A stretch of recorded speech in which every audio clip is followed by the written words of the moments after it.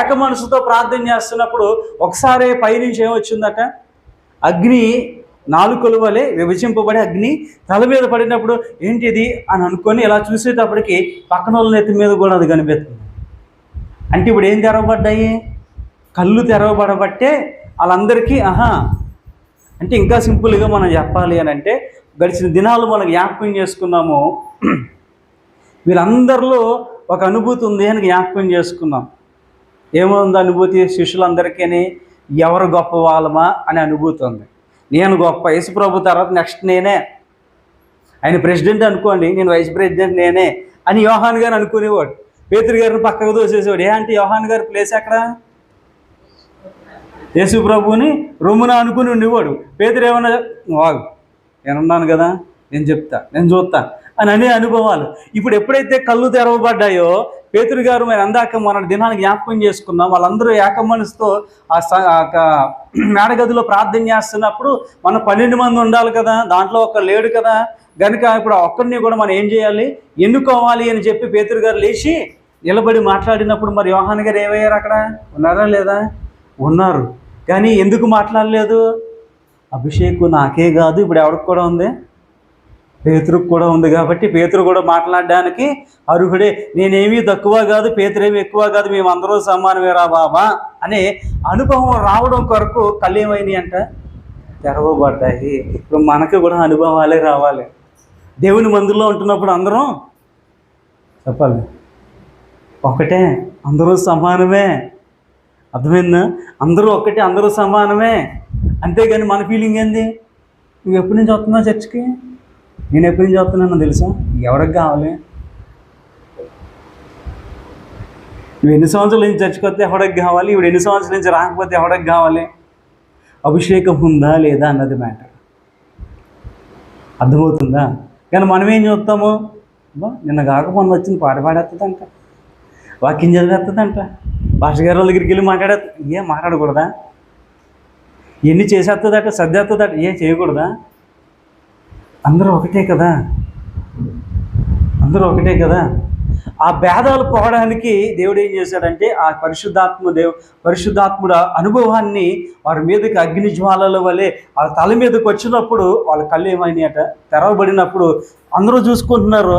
120 మంది కలిపి చూసుకుంటే అందరి మీదకి కూడా అగ్ని జ్వాలలు. అందుకే మన దినాన్ని 4వ మాట ఏంటంటే, నీకంటూ ప్రత్యేకమైన గుర్తింపు ఉంది, నువ్వు విడవబడలేదు. అమ్మ నేనే చెప్పేస్తున్నట్టున్నాను, నేనే కదా 4 పాయింట్లు నేనే చెప్పేశాను. నువ్వు విడవబడలేదు. అవి 120 మందిలో నిన్నేం పక్కన పెట్టలేదు. ఆయన నిన్ను కూడా అందరికి ఇచ్చిన ఆశీర్వాదం నీకు ఇచ్చేసాడు. అదే అభిషేకము. పక్కన వాళ్ళకి ఏది ఉందో నీ నెత్తి మీద కూడా అదే ఉంది. అప్పుడు శిష్యులు అంతకుముందు మేడగదిలోకి రాకముందు నేను గొప్ప అనే ఫీలింగ్ ఉండేది. ఆ మేడగదిలో నుండి అభిషేకం పొందుకుని బయటకు వచ్చిన తర్వాత వాళ్ళ అనుభవాలు ఎలా మారిపోయినాయి? మేమంతా ఒకటే, మేమందరం ఆయన శిష్యులమే, ఆయన కొరకు మేము చచ్చిపోవడానికైనా రెడీ. ఒకప్పుడు ఆ పేతురు ఆ డైలాగ్ లేకపోతే వీళ్ళందరూ మనకులాగా నవ్వుకున్న వాళ్ళే కదా. యేసుప్రభు ఏమన్నారు? అయ్యా మనిషి కుమారుడు అప్పగించబడతాడు, సిలువేయబడతాడు, ఇలా చనిపోతాడు, బట్ నేను ఉండగా నీకు అలాంటివి జరగడానికి వీలు లేదు అంటే డైలాగులు బాగా చెప్తున్నారు రే అని అనుకుని ఉంటారు. కానీ వీళ్ళందరూ ఏం చేశారు ఇప్పుడు? అవునా కదా? ఆ కళ్ళు ఎప్పుడైతే తెరవబడ్డాయో, మేమందరం ఒకటే, అందరి మీద ఒకటే రకమైన ఆత్మ ఉంది అని ఎప్పుడైతే అర్థమైందో వాళ్ళందరూ కూడా క్రీస్తు కొరకు బ్రతకడానికి సిద్ధపడ్డారు. మొదటిది ఏమైందట, చెవులు తెరవబడ్డాయి కనుక గొప్ప స్వరము, ఆ శబ్దము వారు విన్నారు. రెండవది వాళ్ళ కళ్ళు తెరవబడ్డాయి. మూడవది వారి నోరు తెరవబడింది కనుక అన్య భాషల్లో వాళ్ళు మాట్లాడసాగారు. అందుకనే వాళ్ళు ధైర్యంతో ముందుకు వెళ్ళారు. దగ్గర ఎక్కడో బైబిల్లో ఉంటుంది, పరిశుద్ధాత్మ గురించి మాట్లాడుతున్నప్పుడు మరి ఏం మాట్లాడాలో అని మీరు కలవరపడక్కర్లేదు, పరిశుద్ధాత్ముడు మీతో అక్కడ సమయాన్ని తగినట్టుగా మీతో మాట్లాడిస్తారు. అంటే ఎప్పుడైతే ఈ నోరు తెరవబడిందో కదా, పరిశుద్ధాత్మ దేవుడే వారికి బోరగా ఉండి వారి ద్వారా మాట్లాడవలసిన కార్యాలన్నీ ఆయన చేస్తున్నారు అనే మాటలు మనము ఆ లేఖనాలు బట్టి జ్ఞాపకం చేసుకుంటూ ఉంటున్నాం. ఈ దినాన్ని మనం చూస్తూ ఉన్నాము. అక్కడ చూడండి 6వ వచనము, అపోస్తలుల కార్యాల గ్రంథం 2వ అధ్యాయం 6వ వచనం. ఈ శబ్దము కలుగుగా జనులు గుంపుగా కూడి వచ్చి ప్రతి మనుషుడు తమ తమ స్వభాషతో వారు మాట్లాడుట విని కలవరపడేది. అక్కడ ఏం చేస్తున్నారు అంటే పండుగకి వచ్చారన్న సంగతి మనకు తెలుసు. అక్కడ ఆ సమయంలో పండుగ జరుగుతుంది. ఆ పండుగకి అనేక మంది వస్తున్నారు, వెళ్తున్నారు. అదంతా హడావుడిగా ఉంది. అక్కడ ఈ మేడగదిలో కూడా హడావుడి జరుగుతాం. బలమైన గాలి వచ్చింది, శబ్దం వినిపిస్తుంది. వీళ్ళందరూ కళ్ళు తెరవబడ్డాయి, నోర్లు తెరవబడి అన్య భాషల్లో మాట్లాడుతూ గట్టిగా మాట్లాడుతూ ఉంటున్నప్పుడు ఆ శబ్దం ఏమైందట, బయటికి వినిపించి వాళ్ళందరూ ఆశ్చర్యపడుతున్నారట. ఇదేంటిది, ఈ భాషలో మాట్లాడుతున్నారు, ఇదేంటిది, ఇలా మాట్లాడుతున్నారు, ఇదేంటి అని. ఈ దినాన్ని మనము ఈ మాట మన జ్ఞాపకం చేసుకోవాలి కదా. ఆ శబ్దం బయటికి రావడానికి వాళ్ళు మనకన్నా పెద్ద మైకులు వాడారా? అదే చెప్తున్నా. పరిశుద్ధాత్మ దేవుడు కదా, పరిశుద్ధాత్ముడు నీ మీదకి వచ్చినప్పుడు నువ్వు సైలెంట్గా ఉండలేవు. పరిశుద్ధాత్ముడు నీ మీదకి నీలోకి వచ్చినప్పుడు నువ్వు సైలెంట్గా ఉండలేవు. ఏం చేస్తాడు అని అంటే, ఆయన వచ్చాడు అన్న సంగతి ఇతరులకు తెలిసేటట్లుగా ఆ కార్యాన్ని చేస్తాడు. ఈ 120 మందికి మీదకి ఆ గాలి, ఆ అగ్ని జ్వాలలు, ఆ బలమైన అభిషేకం వచ్చినప్పుడు వాళ్ళందరూ కూడా ఆశ్చర్యపడి చూస్తున్నారట. ఈ దినాన్ని జ్ఞాపకం చేస్తూ ఉన్నాను కదా. ఆత్మచేత నింపబడిన సంఘములోని ఉంటున్నప్పుడు, ఆత్మచేత నింపబడిన సంఘములోని ఉంటున్నప్పుడు ఆటోమేటిక్గా స్వరము బయటికి వెళ్తుంది. ఆటోమేటిక్గా స్వరం బయటికి వెళ్తుంది. ఎలా వెళ్తుంది? సౌండ్ ఎక్కువ పెట్టాలండి, బాక్సులు బయట పెట్టుకోవాలండి, చెప్పాలి. మరి ఎలా వెళ్తుంది? ఆత్మచేత నడిపింపబడిన సేవకుడు, ఆత్మచేత నడిపింపబడిన సంఘం అయితే అక్కడ అద్భుత కార్యాలు జరుగుతాయి, దెయ్యాలు పారిపోతాయి, స్వస్థతలు కలుగుతాయి, విడుదల పొందుకుంటారు, ఆశీర్వాదాలు మేలులు పొందుకుంటున్నప్పుడు పొందుకున్న వాళ్ళు బయటికి వెళ్ళి ఏం చెప్తారు? సాక్ష్యం చెప్తారు. ఆ శబ్దం వినిపిస్తుంది, ఆ శబ్దం వినిపిస్తుంది. ఎందుకు ఆ శబ్దం వినిపిస్తుంది? సంఘము, ఆ స్థలము దేంతో నింపబడింది? దేవుని ఆత్మచేత నింపబడింది కనుక సాక్ష్యాలు బయటికి వెళ్తాయి. అయ్యా, ఈ మందిరంలో ప్రార్థిస్తే నా దేవుడు నాకు విడుదల ఇచ్చాడు, నాకు ఈ గొప్ప దీవెన ఇచ్చాడు, నాకు ఈ ఆశీర్వాదం ఇచ్చాడు అని ఇక్కడ అనుభవించిన వాళ్ళు బయటికి వెళ్ళి ఏం చేస్తారు? శబ్దం చేస్తారు, అంటే సాక్ష్యం చెప్తారు. ఆ సాక్ష్యమే శబ్దం, ఆ సాక్ష్యమే శబ్దం. ఈ దినాన్ని మన సంఘములో కూడా అలాంటి అనుభవాలు కావాలని పరిశుద్ధాత్ముడు ఎదురు చూస్తాం. దేవుడు ఎదురు చూస్తుంది ఏంటంటే, మీరు ఉన్నది కొద్ది మంది అయినా, ఆయన అన్నాడు కదా యేసు ప్రభు, ఆ సంఘమును నేను కట్టేదను అన్నాడు. ఆ సంఘాన్ని నేను కడతాను అన్నాడు. కట్టాలి అని అంటే మనందరం ఏమై ఉండాలి? ఏక మనసుతో ఉండాలి, ఏకాత్మతో ప్రార్థన చేసేవారుగా ఉండాలి. వాళ్ళు ఎక్కువ తక్కువ అనే అనుభవాలు ఉండకూడదు. ఆ అభిషేకంలోకి వచ్చేసినప్పుడు, ఆ చక్కటి దీవెనలోకి మనం వచ్చేసినప్పుడు ఆటోమేటిక్గా శబ్దం ఏమవుతుందట? బయటికి వెళ్తుంది. నేను పాడితే అగ్నికి వస్తుంది. మేము ఏక మనసుతో ప్రార్థన చేస్తే బంధకాలు ఏమైపోతాయి? విడిపోతాయి, అద్భుతాలు జరుగుతాయి, ఆశ్చర్యకార్యాలు జరుగుతాయి అనే ఆ సాక్ష్యం అనే ఆ శబ్దము బయటికి వెళ్ళినప్పుడు ఉన్నవాళ్ళు ఆశ్చర్యపడతారు. ఈ దినాన్ని అక్కడ జరిగింది. ఈ దినాన్ని మనకి పరిశుద్ధాత్ముడు జ్ఞాపకం చేస్తున్నాడు. ఈ సంఘము క్షేమాభివృద్ధి పొందాలి అంటే దేని మీద మనసు పెట్టాలన్నారు ఆదివారం? మనం ఆత్మవరాల మీద మనం ఏం చేయాలి? ఆసక్తి కలిగి ఉండాలి. అయ్యే మేము వచ్చి వెళ్ళిపోతున్నాం అని కాదు. సంఘముగా కూడి మేము చేసే కొద్ది నిమిషాలు ప్రార్థన అయినా మాకు ఎట్లా ఉండాలి? అభిషేకం చేత నింపబడాలి, అగ్ని చేత మేము రగిలించబడాలి. ఆ దీవెన కావాలి మాకు, ఆ అభిషేకం కావాలి మాకు.